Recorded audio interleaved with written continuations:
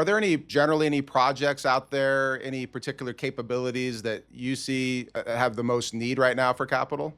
Yeah, I think drones are becoming increasingly important, but you have to blend that in, and there's a lot of companies that are doing that. Autonomy, the use of AI right now is still in its infancy with regards to how you incorporate that, and you have to be careful on how you incorporate that because you certainly don't want machines doing any of your thinking necessarily without human intervention, and so there's always going to have to be a human element because if you remove the human element from certain decision train, what we call the kill chain.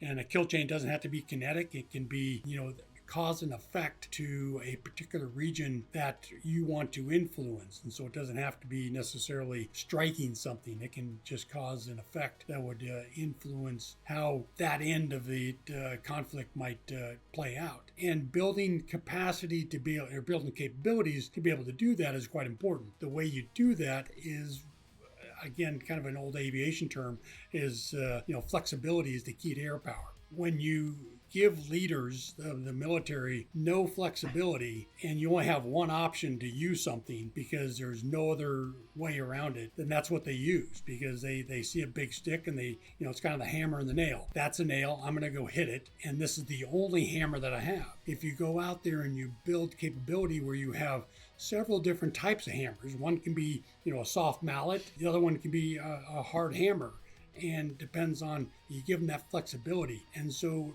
the technology that we really want to be going after is give the leadership the political will of this, the flexibility to use different escalating effects.